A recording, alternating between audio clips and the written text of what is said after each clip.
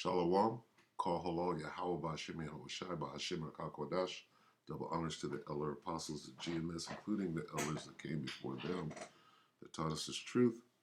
And shalom and salutations to all the brothers that push in the word of truth and in sincerity, the hopeful elect tabernacle of David. I'm the brother Yashuan, back with the WW3 Daily update. And we're basically just going to watch a video, probably try to get through all of it because it's very important. And the guy that's speaking is probably the best, well-equipped person to actually speak on what's actually going on over there. Other than that, you got propaganda and hearsay and,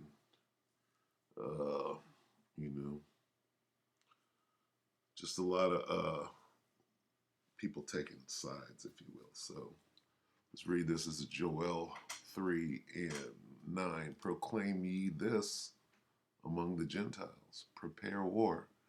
Wake up the mighty men. Let all the men of war draw near. Let them come up. Beat your plowshares into swords and your pruning hooks into spears. Let the weak say, I am strong. Assemble yourselves and come, all ye heathen, and gather yourselves together round about. Thither cause that mighty ones to come down, O Lord. All right? So this is the time we're in right here. Okay? Prepare war. And they're battling. They're over there fighting a war. But the larger war called World War III is coming. Right? Because NATO is going to push this thing all the way to the brink. And in the Bible, the beast, right, is known as NATO and the EU. All right? NATO and the EU are the beast in the Bible. This beast, the second beast, if you will. So let's watch this. So this is yesterday, right? Fresh news. You got Judge Napolitano, right? Who is a decent and fair guy, as far as I can tell. Judging Freedom. This is his page yesterday. Okay, Ukraine-Russia update. A conversation with this guy, Scott Ritter. All right. I posted an interview with him a couple of days ago. And, I mean, he goes into who's going to win the war and why. What war? Russia, Ukraine. All right, so let's listen to this. Hello there, everyone. Judge Andrew Napolitano here with Judging Freedom. Today is Wednesday, April 13, 2022. It's about 1:30 in the afternoon on the East Coast of the United States. My guest is a man who is the personification of personal courage and whose work I've admired for many years, Scott Ritter. Scott is a former Marine Corps intelligence officer, former UN weapons inspector, and current, past, present, and future teller of the truth when he discovers that somehow it's different from what the government has been telling us. Scott, it's a pleasure. Welcome to my podcast, Judging Freedom. Well, thank you very much for having me. It's an honor to be here. Thank you. I just want to go back in your history a little bit. I really want to talk about Ukraine, but before we get there, did Saddam Hussein have weapons of mass destruction of the nature and capacity as stated by the Bush administration sufficient to justify the invasion of Iraq? Well, he did at one time. When the United Nations weapons inspection process was formed back in 1991, Saddam Hussein had considerable chemical weapons, biological weapons. He had a nuclear weapons program that was 6 months away from possibly having a nuclear device. And he had a long-range ballistic missile program that had not only fired missiles against Israel and the Gulf Arab states during the Gulf War, but was being research was being done to create a missile that could carry a nuclear warhead. So this was a real threat. And the other thing is that Saddam lied about it initially, underdeclared his missiles, underdeclared his chemicals, denied having biological and nuclear weapons capability.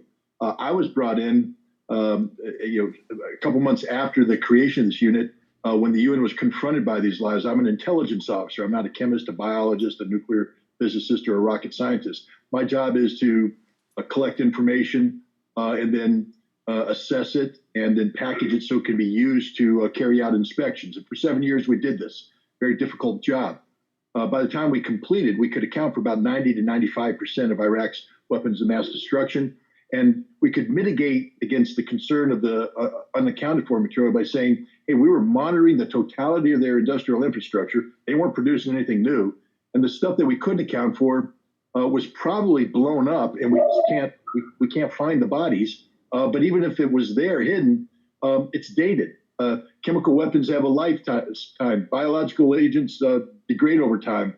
We know he didn't have a nuclear capability, and we could account for all of his missiles. So in 1998, when I left the job, Iraq posed no threat to the international community worthy of war. And that held true in March of 2003 when the Bush administration made the decision to send American troops over the border in what I believe and other people believe was a illegal war of aggression.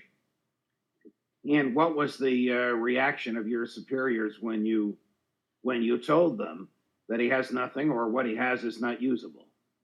Well, I mean, I started recognizing some of this early on in as early as 1993. I had a meeting with senior CIA officials in the office of then director of the CIA, James Woolsey, where I briefed them that we could account for all of Iraq's ballistic missile capability. That was a message the United States did not want to hear. Immediately, the CIA went and told the U.S. Senate that there were 200 missiles unaccounted for. They just made that number up. And later, when we confronted them and did some investigations to disprove them, they came back and said, well, that number is 12 to 20, and it will never change no matter what you do. That's a direct quote. It will never change no matter what you do, which meant that our work was useless because we weren't there to disarm Iraq. We were there to facilitate the impression that Iraq was non-compliant, therefore to justify the retention of economic sanctions that would destabilize Saddam so the United States could carry out its ultimate objective of regime change. And there's a variety of reasons as to why George Bush wanted regime change. Probably the most absurd and demeaning for him is his infamous quote, Saddam tried to kill my dad. My dad. Yeah. Close quote. We all know that. He never really was called to account for it.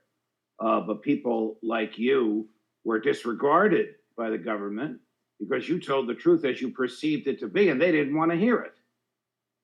No, the truth was the enemy. The fact is, if we weapons inspectors succeed in our job at disarming Iraq, the United States would not have been able to implement its policy of regime change. And so the truth became the enemy, and those who were seeking to tell the truth, were also hunted down. Well, I'll just give you a brief war story. When I resigned in August of 1998, the day I was going to submit my letter of resignation, I was summoned by the CIA into the U.S. mission in New York, where I was put on the phone with a senior member of the National Security Council who begged me to stay.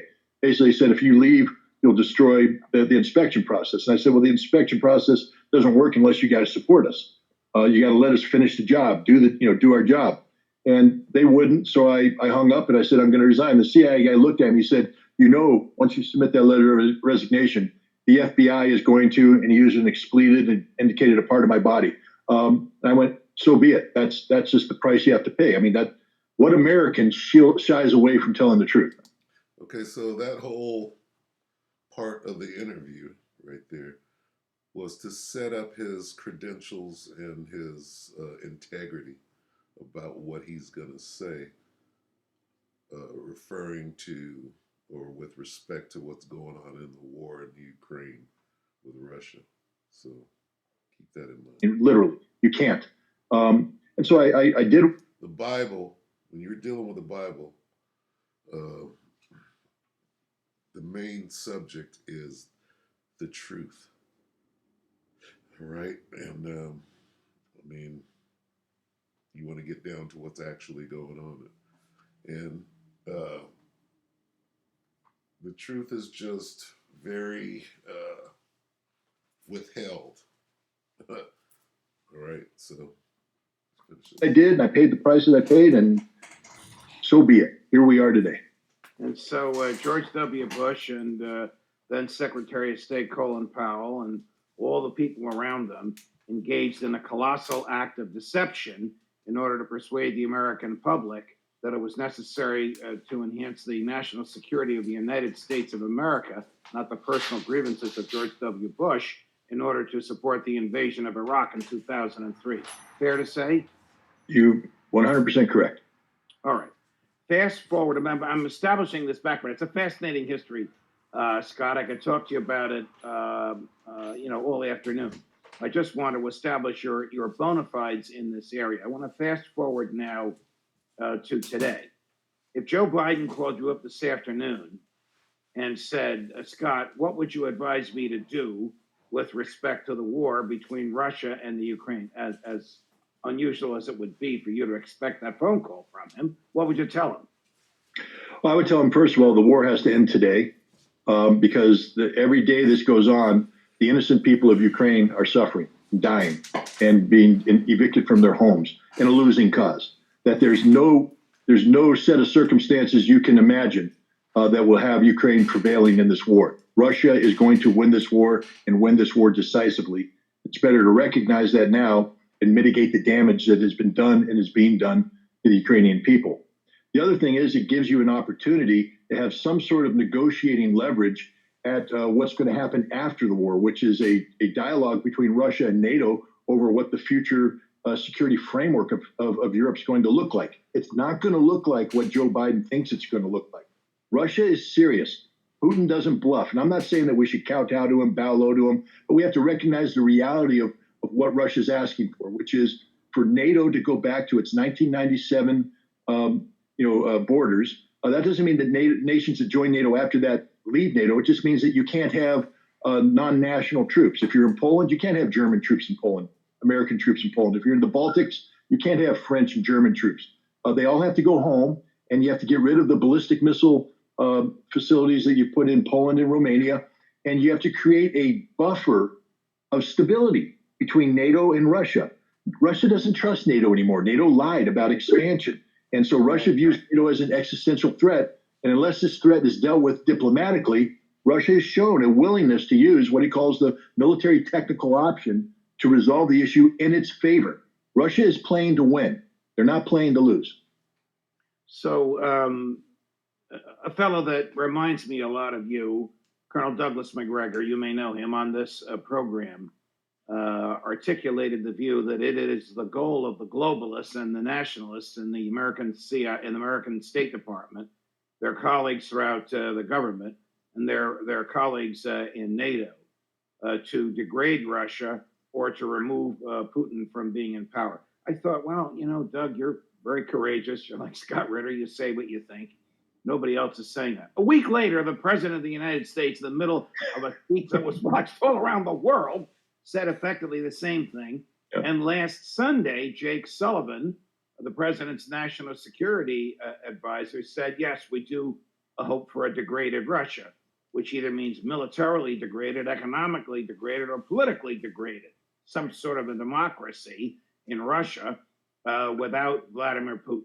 With all of that as background, what do you say is the true goal of the State Department and its collaborators in Europe with respect to this proxy war we're fighting in Ukraine? Ukraine has always been viewed as the soft underbelly towards Russia, that if you could take Ukraine away from the Russian sphere of influence, that you would so destabilize Russia, forcing it into security arrangements it couldn't afford.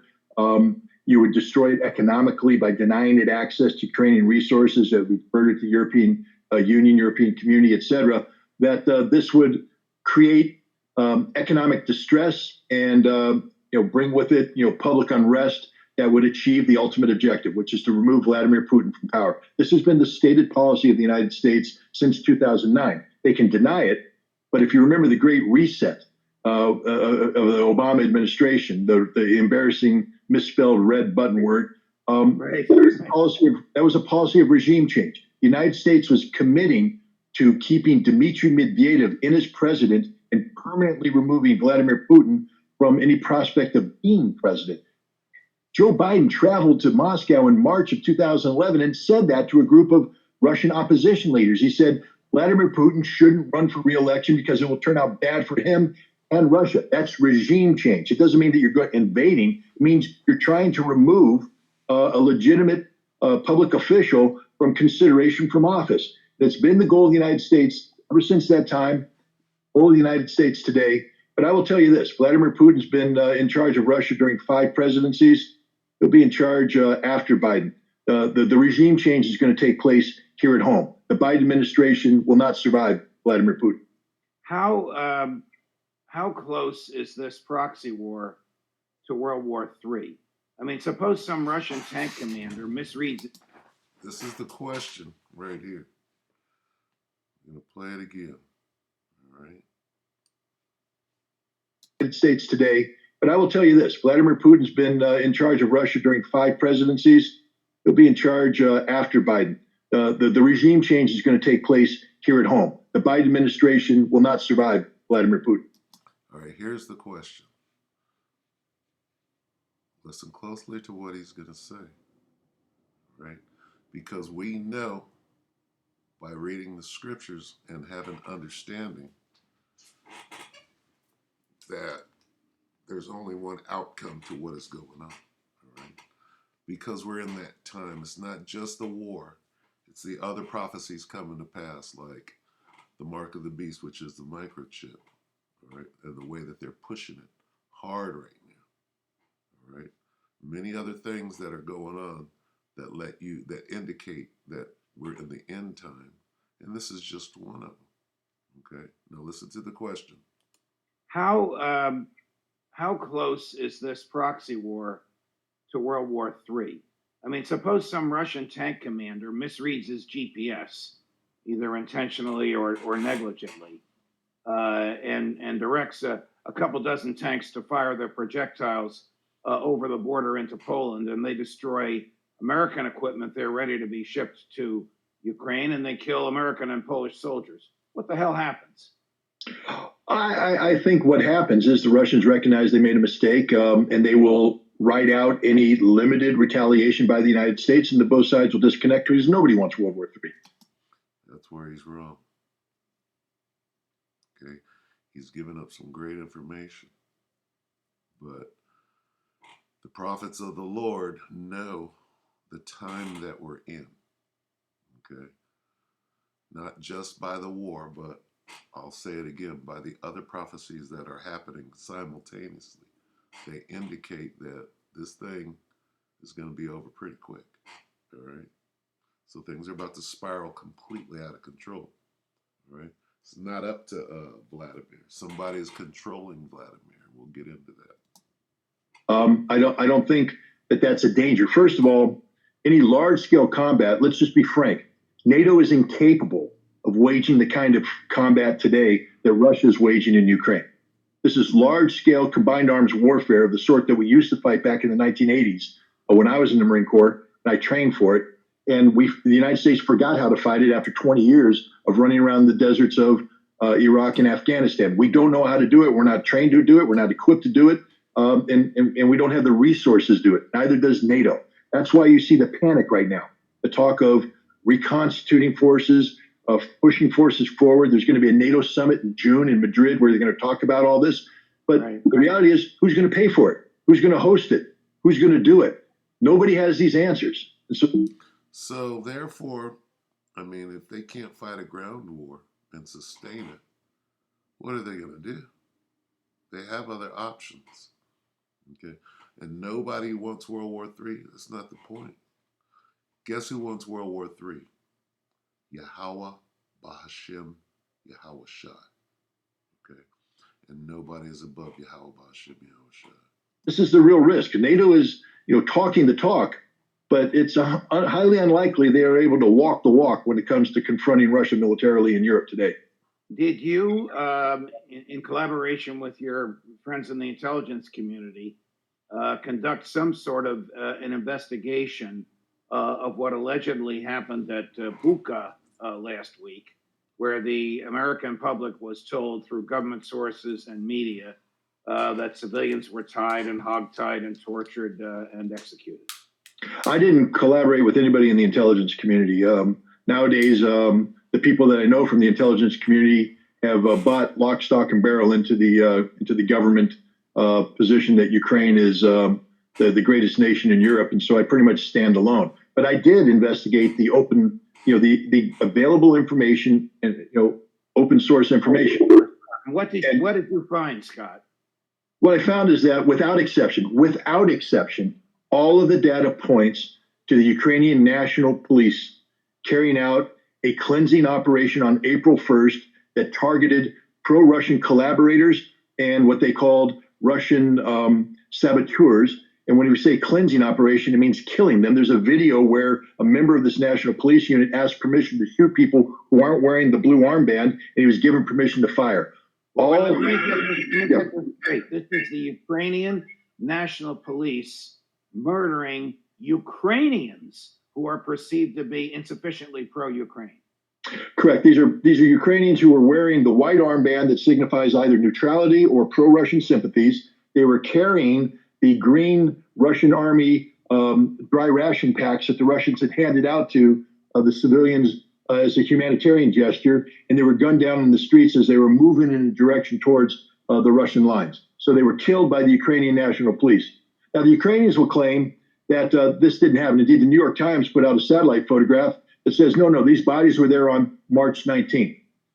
I don't want to get too graphic on your show, but I've been around dead bodies, and bodies that were killed on March 19th, left out in damp weather and temperatures of 40, 50, 60 degrees, will not present themselves as they're presented in those photographs. It'll be something quite different.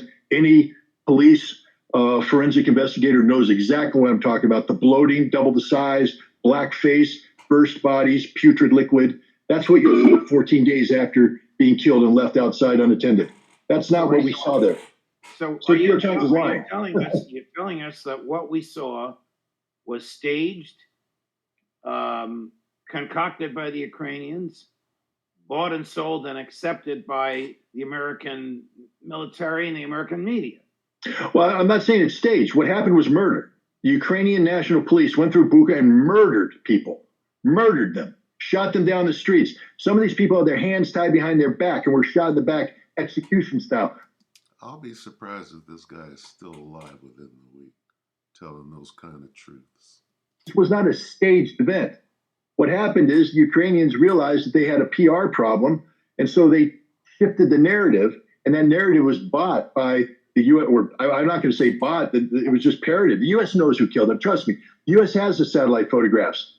The U.S. knows exactly what happened, but the U.S. isn't in the business of telling the truth. They're in the business of promulgating Ukrainian lies, and this lie was to create a narrative of Russia as a genocidal state trying to massacre innocent Ukrainian civilians. That's not what happened. The evidence is clear. If we took this trial today, Judge, I can guarantee you I'd be able to make a very strong circumstantial case that this crime was committed by the Ukrainian National Police, and they would have nothing to defend with.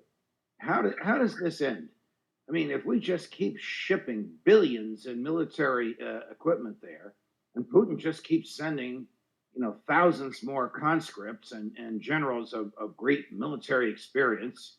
You call him a butcher, but he certainly knows how to command troops. How does this end? Well, first of all, I take umbrage at the notion that they're sending thousands of conscripts. Again, that's a Western narrative designed to create an impression inside Russia of impending Russian military defeat. Let me make this clear. Russia is winning this war, and winning this war decisively, and winning this war on a timeline dictated by Russia. That's exactly what it says in the scriptures. Right. World War III is going to be won, right? Between the people fighting. And then everybody's going to lose because Yahweh Hashem Yahushua is going to come into the fray and mop everything up.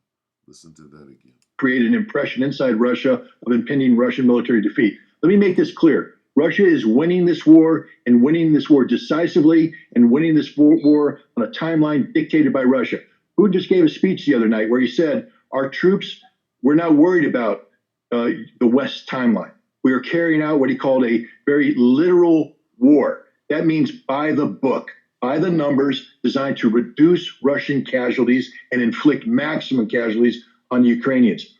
Just yesterday, we had 1,000 Ukrainian Marines surrender. Prior to that, it was 200. In the days to come, you're going to see 5,000, 10,000 Ukrainian troops surrender at a time because they're caught up in a cauldron. They can't escape. Their choice is to surrender or die. That's the reality of the war. This war is about to end decisively in favor of Russia, And the West is going to have to deal with that reality. And Putin said one other thing, too. There will be no negotiated settlement. Zelensky can sit there and talk to the Western media all he wants about the various points he's going to bring up and the issues and concerns of Ukraine. It doesn't matter. It will be unconditional surrender dictated by the Russians to the Ukrainians. That's the reality. That's what's going to happen. And there's nothing the West can do to change it. All these weapons that are being sent in are either being destroyed shortly after they arrive, or as soon as they arrive in the hands of the Ukrainian troops, those troops are killed and targeted by the Russians, who control the skies, control the firepower, and control the maneuver. They're winning this war. I have not seen or heard as clear and precise a description of what's happening there as you just gave us. That's the reason I posted this whole interview. I agree with the judge that, I mean, there's so much bullshit being thrown, right? You don't know what to believe, but this guy is breaking it down in a concise fashion that leads you to, to believe what he's saying. And, I mean, he knows what he's saying. You got, I got several little channels that I go to, and they'll say, well, a Russian tank went down. That is a small part of the larger war, okay? So that doesn't tell you much. Yeah, both sides are going to lose and have casualties. But what's the objective? What is actually going on over there? So watch this guy, Scott Ritter, right? Because he's bringing out a lot of what appears to be the truth. You are a great man for your personal courage and fidelity to the truth. Just switching gears before I let you go, because we've all had problems with Twitter. What have they done? What have they done to you now? Well, I'm permanently banned. I was banned. I didn't know it was permanent. I thought you were in some sort of a suspension, and they didn't tell you why. Well, no, they suspended me once last week. They claimed it was a tweet that I wrote about Bucha, about the I was saying that it was done by the Ukrainian National Police. They then lifted that suspension, only to suspend me a few days later about a tweet I actually wrote before the first tweet, again about Bucha. This time they notified me this morning that my appeal was denied, and it's a permanent ban because I am promoting abusive and harmful rhetoric. Basically, it's because I refuse to kowtow to the official narrative, and I'm sticking with the facts, not the fiction that Twitter wants. So I'm done with Twitter. I mean, I'm sorry about it. I enjoyed it. It was a nice forum. It was a great place to have informed debate, discussion, and dialogue, which I think is the cornerstone of democracy. But I've been shut down, whether it's official violation of First Amendment rights or just outright censorship. The bottom line is my voice is no longer going to be heard on Twitter. I think in the next edition of Webster's Unabridged, next to the phrase personal courage will be one of those little postage stamp pictures of Scott Ritter. Thank you very much. All right, so I agree with a lot of what is being said, but when asked the question about is this going to go into World War III, he basically said, no, Putin is too smart for that. Well, let's see how smart he is. Okay. This is Proverbs 21:1. Apparently I can't spell. Let's find out who's in control of the war. All right. Proverbs 21:1. The king's heart is in the hand of the Lord. As the rivers of water, he turneth it whithersoever he will. All right. So who's the king? The king would be Vladimir Putin. The king's heart is his mind. So Vladimir Putin's mind is being controlled. Okay. How about Shimon HaShai is the master of mind control. All right. He's the king of MK Ultra. He created it, put it into the mind of the Nazis or whatever. So Vladimir's mind and his thoughts are being controlled by the Most High, Yahweh, and his Son. All right? As the rivers of water, he turneth it whithersoever he will. So, oh yeah, they're going into World War III. Okay? Oh yeah, they're going to drop those bombs. Oh yeah. And how do we know? Because it says it in the scriptures. All right, this is the Good News translation, Proverbs 21:1. The Lord controls the mind of a king, in this case, Vladimir Putin, as easily as he directs the course of a stream. All right, so with that, we're going to go ahead and close. That's enough information for today.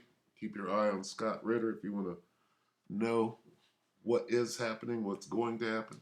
And then the men of the Lord will break it down, right, to its lowest common denominator. All right. With that, we hope that the elect were edified, you brothers and few sisters. And with that, we're going to say shalom.